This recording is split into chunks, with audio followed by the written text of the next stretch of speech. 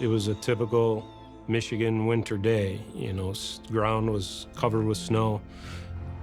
We had just started an afternoon shift about 3 p.m. and we were just a couple of minutes in when we got the call from Central Dispatch. Hi, this is a concerned citizen. There's a man laying down here in the ditch on 60th Street and 16th. It looks like he got hit. When we arrived, we could see the body in the ditch. The victim was a white male, thin guy.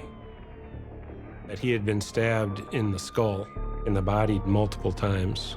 During the course of the investigation with all the police vehicles parked, one of the neighbors noticed this commotion and he identified his son as the person in the ditch. And he was identified as Christopher Green. This case was unusual in this area in that we didn't have a lot of murders. And even when we did, usually there was some other criminal activity that this was tied to. That's what was really strange about the crime, that Christopher was the homicide victim. He was a quiet kid, and his family was a quiet family, good people. At the crime scene, police find Christopher's glasses in the roadway, a few feet away from his body.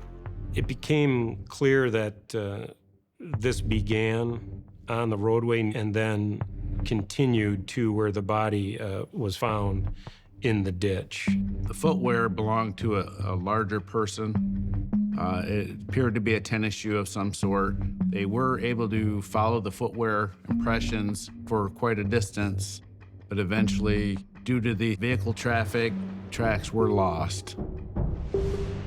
In the brush, near where the footprints disappear, police recover what appears to be the murder weapon. There was a knife, right? The blade is still at the scene, but the handle's gone. We could see the blood on the knife. It's critical to collect all of the blood that you see. You don't know if this is victims, suspects. Meanwhile, back at Christopher's home, his family provides detectives with a possible lead.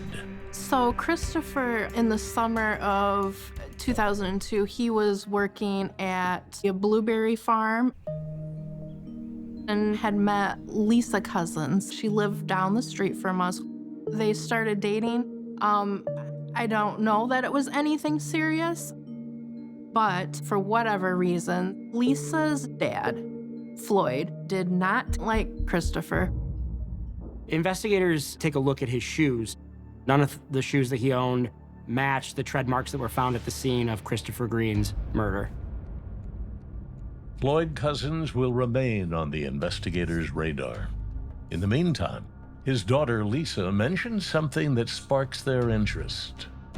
Lisa detailed an incident that had happened relatively close in time to the murder, where there was an argument with Christopher and a person named Ray Berry. This was about 2 weeks before this murder occurred. The argument started when Christopher said something that Lisa took issue with. And Ray, who had had a romantic interest in Lisa Cousins, seeing himself as the knight in shining armor, sort of stepped in. At that point, law enforcement, once they identified that Ray Berry was a person of interest, did some digging into his background. It was discovered that Ray Berry already had an active warrant out for his arrest for destruction of property. Detectives put the word out on the street. Ray Berry was found to be riding around by troopers on a traffic stop. They asked him about his shoes to potentially compare to the prints found at the crime scene. Ray indicated that the shoes he was wearing were the only shoes that he owned. And they didn't match up to any impressions that were found at the crime scene. Another thing about the interview with Ray Berry is that the alibi he gave was unverifiable. He said that he was at home, but no one was around. Certainly, this evidence is starting to point more strongly towards Ray Berry. However, there was no direct evidence linking him to the crime scene. Police arrest Berry for the property destruction charges. And in the days that follow, results from the blood on the murder weapon come in. As it turned out, All of it was the victims. None of it was the suspects.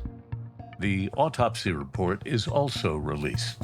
It was determined that Christopher Green actually died of blunt force trauma. Eventually, the knife broke, so it was believed the suspect found a nearby tree limb and used that to brutally beat the victim to death.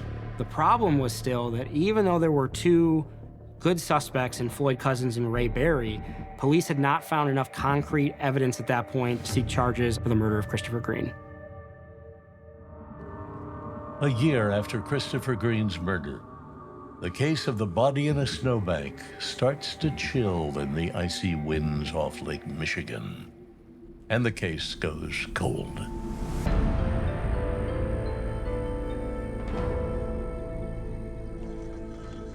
When a Michigan State Police cold case team got involved later on in this investigation, they're now looking for technology, and that was not available in 2002. Also, they're looking for people who maybe follow-up interviews. Detectives notice something odd in Ray Berry's files. Reports indicated that Ray received a new pair of New Balance tennis shoes from his father a few days prior to the homicide. It was later learned through a family member of Ray's that the day of the murder, Ray had lost the shoes. It was important to compare the tread mark patterns found at the scene with New Balance shoes.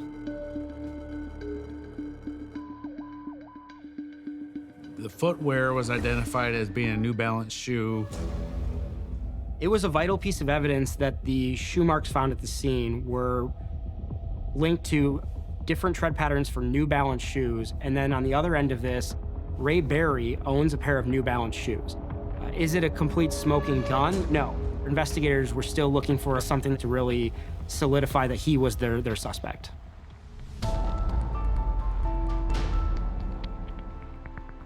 I was contacted by a subject about the Chris Green homicide. He said he had information that he knew would solve this case. The informant's name is Claude Taylor. He is Ray Berry's half-brother. Claude Taylor had gotten into some trouble for some breaking and entering cases, and he was looking to get some leniency on the case in exchange for his testimony. He told us how Ray Berry showed up that evening of the homicide and was acting real nervous. Claude said that he had been watching the news and that there was a body discovered in Bangor. Ray, when he came over, indicated that the victim was Christopher Green, and then Ray went one step further and advised that he had been involved in the murder.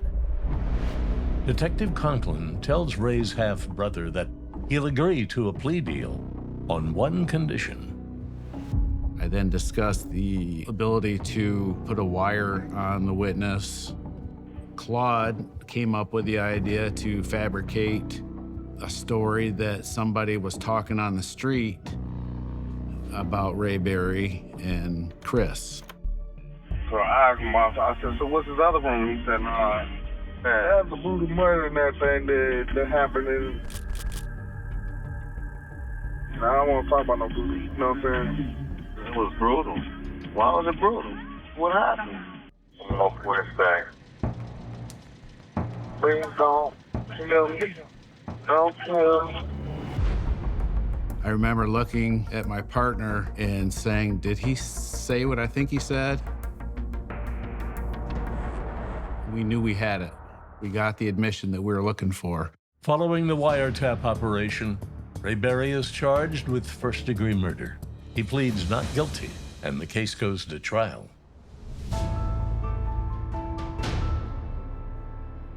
The jury found Ray Berry guilty of premeditated first-degree murder. The judge gave him life without the possibility of parole. I definitely sit there and reflect quite often about what would life be like if Christopher was here. I would say to the family, I wish we could have done it sooner, and thank you for being patient with us.